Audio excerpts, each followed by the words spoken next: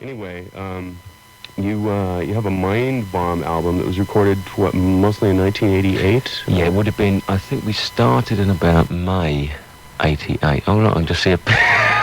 Oh, right here? No, there. That picture. Oh. Oh. He spotted the picture!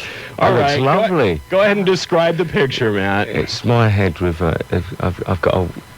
Well, I can't really tell from here. It looks obscene. Looks you like describe it. Looks like breasts to me. Like breasts. Sort of a drawing with breasts, and he's holding up smoking pistol. That is smoking pistol. Yeah. It's a smoking pistol. He didn't waste any time. I thought you were looking at the oscilloscope or something like that. No, you were looking at the. So the album was done. Yeah, I guess was it May '88? God, I guess it's all goes into a blur to me, you know, because I take so long making records. You know, I take a long period to write and record. You really do. I do, and it's May '88 we started, and I guess May '88 it was mainly done. It came out about May '89, and we've been on the road pretty much since then. Tell me about this. Is this available to the public? No, this is versus the world. No. This is the compilation thing, isn't it? This was this is just given to radio stations, and it's just like a kind of a best of for radio stations of different tracks from Soul Mining, Infected, and Mindbomb. Okay. And it includes Jealous of Youth, which is the new one, right, which was done at the time of Mindbomb, but I decided not to put it on. It was a toss-up between that and Gravitate to Me. Oh. And I decided to go with Gravitate to Me because it, time-wise, it balanced it out and kind of, you know, subject matter. It was more kind of in tune with the rest of the album. Then. Wait a minute. You mean for the LP, not for the CD? Because you could have put it on the CD, probably, right? Could have done, but I don't like to do that really. I'd rather have kept it. You know, I'd rather have kept it back. You like to keep them the same? Yeah, I do. Well, that's good. All right. Let's see. You've been the. Do you mind discussing the name? No. Like, as in where it came from, how you thought of it? I didn't actually think of it. It was a guy that I was working with as a keyboard player at the time. I was looking for different names, and we had various names, and he suggested that, and immediately it was like, that's the perfect name, because there has been a prefix to virtually every well-known band name, in a way, over the last 20, 30 years. So to me, I wanted to form the definitive band, and I wanted the definitive name. Right. But the way that I formed there was more as an umbrella kind of organisation, and the music section is just kind of one part of it. I'm interested in, you know, I did the film of Infected, and I want to sort of get involved in film work. I've got a few film ideas, and book publishing as well. There's some people that I'd like to publish. So there's different aspects. And unfortunately, I can only do one thing at a time. I'm now concentrating on the touring side, getting that together. Now this is together. For the next project, or the one after, there's going to be another film, which I want to do, which is going to be pretty wild, semi-documentary, very, what can I say? Provocative, philosophical. It should be very thought-provoking. Yes, so you're always thought-provoking. I know, and this is going to be even more so. I'm, you know, in for a penny, in for a pound. I might as well go the whole hog and really sort of go on about all the things I believe in. And also this sort of the book side. So there's lots of different people that I work with in different, and I kind of, the way that I see it, I'm the central hub, and I kind of work in partnership with lots of different people, whether it be the musicians, working on a one-to-one basis with them, or engineers, or directors or painters or photographers, and I'm the person that draws everything together and kind of responsible for the overall thing and the overall philosophy, and I just tend to draw people towards me that I have empathy with, like philosophically as well as politically and every Always saying gravitate to me. Absolutely. Okay. It works. It works in real life. People gravitate towards each other. We'll be right back and talk about that some more. Here's something from 1984. Yeah, it's called Uncertain Smile. It's actually an 83 recording. We'll be right back. This is 106.7 KROQ, KROQ, live in the studio with Matt Johnson, whose group The is performing at the Wiltern Theater tonight.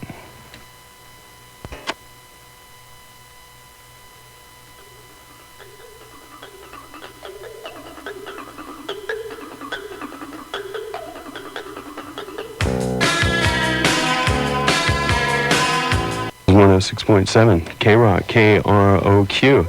And we've got Matt Johnson from The in the studio right now. So it's good to have you here. It's good to have you back in town. Let's see, tell us about the band. About the present version of the band started last summer. No, nearly 2 years ago, actually. Wow. When I got it together. I mean, people keep thinking it's a new thing, but we've been together nearly 2 years, so it's kind of aging well. Well, David Palmer, the drummer, has been with me since Infected, so we've known each other for about 5 or 6 years. And brilliant drummer. James Eller, the bass player, joined nearly 2 years ago when I come to do Mindbomb. And Johnny Marr on guitar, but we sort of had met each other before that in Manchester in about 1981. Was he on the album? Yes, he's on the album. So when I did the album, I decided that I wanted to... I decided before I did the album that I was going to tour anyway. With Infected, I toured the film that I made and went around the world with that. But I decided if I was going to do an album and do a tour, then I'd like the same people that played on the tour to play on the album, which is what I did. So I wanted to choose people that I had this sort of empathy with, philosophically as well as musically, and the kind of subject matter that I'm dealing with. I don't think there's many other sort of songwriters doing it at the moment, as far as my sort of criticism of institutionalized religion and my kind of advocation of human spirituality in God. But people confuse the word God with religion, right. Unfortunately. And the problem is that if people sort of turn off from that, then they forget about kind of the ethics and morality that you had from maybe the kind of stuff that was advocated, natural philosophy that was advocated by sort of the ancient Greeks in a way, I'm kind of interested in, and a belief in God based upon rational thought, like deism, rather than superstition, which is the way that religion works. I think religion, and Christianity in particular, has caused more misery in the world than anything else. It's made people frightened and afraid. And what's happened is that two of God's greatest gifts to sort of human beings are their imagination and their curiosity, and these have been kind of tethered by religion because of tethered to kind of fear, superstition and guilt. So people are frightened to really open their minds out, and because they start thinking of things like devils and blah blah blah. It's interesting, the same way that the American kind of military industrial complex has worked, and the CIA and everything else. He's on a roll here. Inventing the kind of, like the Soviet myth. I know the Cold War was sort of relevant and everything else, but you have this kind of invention, and they make people so frightened if the Soviets are going to do this, unless you allow us to spend all this money, blah, blah, blah. But it's the way that Christianity has worked with, like the devil, which is why I'm saying Good Morning Beautiful. The only devil in your world lives in the human heart, because there isn't. Mankind has invented God in its own image. For instance, this kind of wrathful figure, which... and I believe that religion is the ultimate blasphemy, because it basically uses God as a weapon against humanity, as far as instead of a kind of a liberating force. Now, nobody else is dealing with this stuff in popular music format, and it's hard to kind of squeeze this information into pop music, which is why I'm kind of venturing out into sort of film and literature. I want to sort of get involved in books. All right, hold on. Let me stop you for just a second. I think it's terrific that you're doing this, and I sat around the whole time I was in high school and college going, how come nobody in pop music addresses these issues? And then I started to get on the radio, radio, and I see the type of song that makes people excited about the music, and usually it doesn't have much to do with the content. What's it like trying to put... I know, it's hard, you see, you're up because the industry is very conservative, not only sort of like radio and the record companies and the music media, but the audience are pretty conservative. It's like the whole kind of McDonald's kind of thing, where people go there because they know what they're going to get. And well, okay, if you say conservative, then it implies that there's liberal, but I think it's more of a, people just aren't looking for that in music. And what I was about to say is it must be frustrating for you. It is. I be often talking wonder about this kind of stuff, and your audience may care. There's a part of your audience that really appreciates it and loves it, and how the intellectual appeal is working for them, and then the other part just want to hear the music. I know there is that problem, but that's fine because I love music anyway. And there's a lot of my favourite music I don't even know the lyrics to. As a lyricist, and some of my favourite lyricists I don't even know the lyrics because there's an atmosphere. So what music is good is expressing a kind of atmosphere as well. But the problem is that I start to think, well, maybe I'm reaching my natural audience anyway. To get a lot bigger, to get U2 size, maybe you have to appeal to people on a very sort of, I don't know, people just little girls and to grannies and stuff like that to get that vast, or George Michael or Madonna, because maybe I am, but there is that problem that you start to think you're preaching to the converted and that I'm just saying to people what they already know or whatever. I want to get the ideas across. But the problem is that when I left school, I was completely uneducated and failed all my exams. I was working when I was 15. So my options were either be a sportsman or a musician. When you're sort of working class in Britain, you haven't got much choice. And then you got all this education and now you're trying to ram it down our throats, right? No, not at all. Not ram it down people's throats. Problem is, I started to do music when I was about 11, or I wanted to be a singer when I was a little boy, so I started to do that because that's the only thing I could do. But as I started to travel around the world and started to think to myself and educate myself, I started to think, well, there's things that need to be said. And the essence of what I'm trying to say is don't believe anything apart from your own conscience and your own intuition. Develop your sixth sense, because people have fed so much propaganda and garbage. I'm not saying people should listen to me, because I'm not saying that. I'm actually saying listen to your inner self, because people's inner selves are cut off because they watch too much TV, they sort of sedate themselves with too much drugs and drink and everything else, and it's just kind of like trying to sort of satisfy their immediate senses rather than their higher self, because everybody is equal potential. I believe everyone has equal potential, has a higher nature, which is a link to the universal mind, or the AKA God.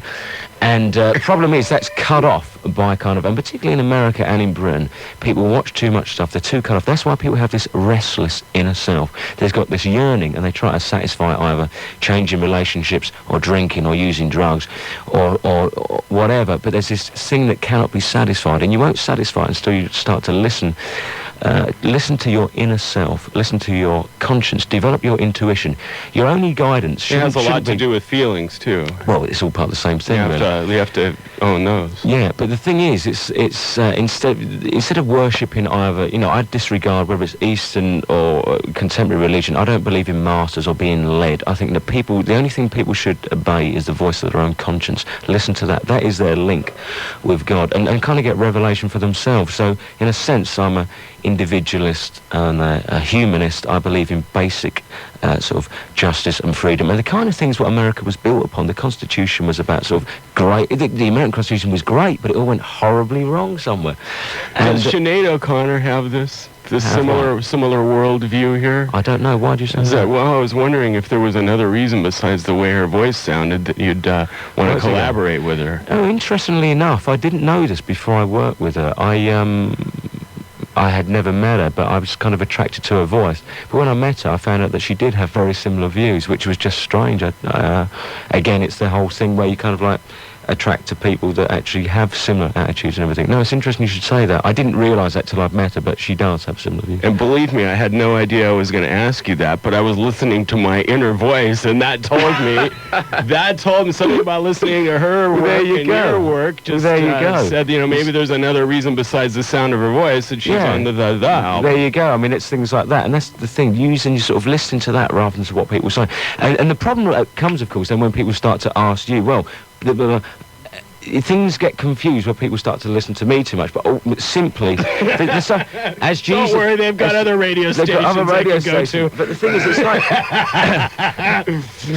My God, this guy's crazy. It's like certain things... I mean, the Bible is pretty much, a lot of it is a pack of lies, because it was written 400 years after Jesus died, but there's certain things in that Jesus said which could be attributed to, like, Confucius, like, as ye sow, shall ye reap, which is true. And the same thing in the Quran, like, every soul shall be held hostage by its own deeds. But there's one thing that Jesus said, if he did say it, is that every soul has to work out its own salvation, which I think is true. I believe we're all heading to the same place, ultimately, which is kind of nirvana or heaven, ultimately. But unfortunately, we've all got different destinies, and we've all got a different philosophical quest. Now, what is good for me isn't necessarily going to be good for you or for any of the listeners. We've all got different things. But I think there's basic universal truths. And the kind of people that I find inspiring are not the political leaders of the world, who I think are business people that manoeuvre themselves into positions by deceit, but are the natural leaders of humanity, whether it is like Gandhi, Martin Luther King, Nelson Mandela. These are people that are talking universal truths and actually appeal to something deep within people. They are the natural leaders of humanity, and they are basically saying things that we already know, and that's why it kind of rings true, because we already know all this part of us, that our higher self, our bigger self. That's where it appeals to something inside us. That's why it appeals, because that's why you know it's truth, because it actually, truth has a certain ring about it, a deep ring, and that's why when you listen to sort of people like sort of Bush or Margaret Thatcher or whoever, you just like, something inside is going, no. Right. If you listen to your inner self, that is. I hate to stop you, but I know you're cutting off. It's very rude. It's my job to remind people like you that people out there have to hear stuff like this in small doses. You're probably right. And hopefully, people have recorded it and can play it back and listen to it a couple I can of go times. on for hours. You should be your own opening act, guy. I should, shouldn't I? Yeah, go on and... you should just go on and pontificate a while. So I'll be right back with the music side of the program here. Maybe I will do that one day. I'd like to do that. It's a good idea. So we'll see you at the Will Turn tonight. You don't have any opening acts, so... No, we don't. So we go on pretty early, like 8:30, I guess. Okay. All right. Thank you very much for going by. You asked if Thanks we'd very much. play something, the first cut off of the Mindbomb album. Which is Good Morning Beautiful, which is maybe my favourite track. That and Beyond Love in August and September. But for the mood that I'm in at the moment, I think Good Morning Beautiful would satisfy. All right. So here it is, Good Morning Beautiful from the Mindbomb album. And we've been listening to Matt Johnson, very thoughtful leader of the band The performing tonight at the Will Turn. This is 106.7 KROQ, KROQ.